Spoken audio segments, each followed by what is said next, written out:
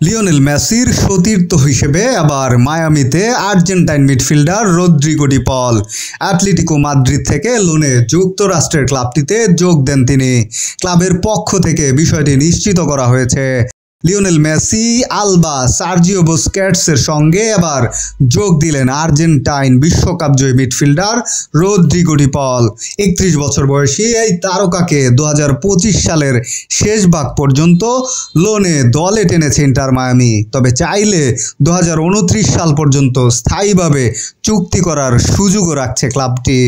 2022 সালের কাতার বিশ্বকাপে লিওনেল মেসির সঙ্গে বিশ্বকাপ জিতেছিলেন ডি পল। এবার সেই সতীর্থের সঙ্গে আবারও একসঙ্গে খেলতে নামছেন তিনি। তবে আপাতত দলের প্রথম একাদশে জায়গা পাওয়া কঠিন হতে পারে তার জন্য, কারণ গুরুত্বপূর্ণ 3টি স্থান আগেই দখল করেছেন মেসি, আলবা ও বুস্কেটস। গত মৌসুমে ডি পল ছিলেন দিয়েগো সিমিওনের দলের একজন গুরুত্বপূর্ণ সদস্য। সব প্রতিযোগিতা মিলিয়ে খেলেছেন 53টি ম্যাচ, যার মধ্যে ক্লাব বিশ্বকাপে 3টি ম্যাচও রয়েছে। মায়ামিতে যোগ দিয়ে নিজের লক্ষ্য নিয়ে ডি পল বলেছেন, ইন্টার মায়ামিতে আসার পেছনে কারণ হলো প্রতিযোগিতা করা, শিরোপা জেতা এবং ক্লাবের ইতিহাসের পাতায় নাম লেখানো।